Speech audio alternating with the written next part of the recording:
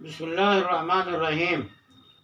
آپ نے خاتون کی نکاح خوانی کا مسئلہ پوچھا ہے کہ اگر کوئی خاتون وکیلہ بن کر نکاح کا خطبہ پڑھے، ایجاب و قبول کرائے تو کیا نکاح ہوگا یا نہیں؟ تو اس سلسلے میں جواب یہ ہے کہ جس مجلس کے سلسلے میں یہ سوال کیا جا رہا ہے اس مجلس کا منظر دیکھ کر ہر مسلمان فیصلہ کر سکتا ہے کہ اس کی کیا حیثیت ہے۔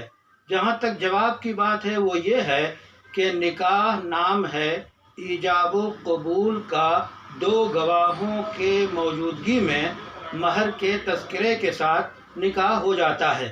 اگر یہ کام بحیثیت وکیل کے ہو رہا ہے تو مرد وکیل ہو یا خاتون وکیل ہو تو بھی نکاح صحیح ہو جائے گا۔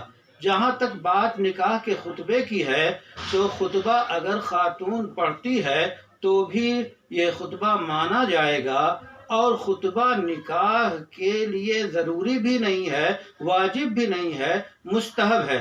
اگر کوئی خاتون جو ہے خطبہ نکاح کا پڑھتی ہے تو نکاح ہو جائے گا، اور وہ ایجاب و قبول کراتی ہے تو یہ ایجاب و قبول بھی بحیثیت وکیل کے درست ہوگا۔ البتہ جو رائج سلسلہ ہے وہ یہی ہے، جو معروف طریقہ ہے نکاح خوانی کا اسے اختیار کرنا چاہیے۔ وہ نکاح جس کے بارے میں پوچھا گیا بحیثیت شریعت کے نکاح درست ہوگا۔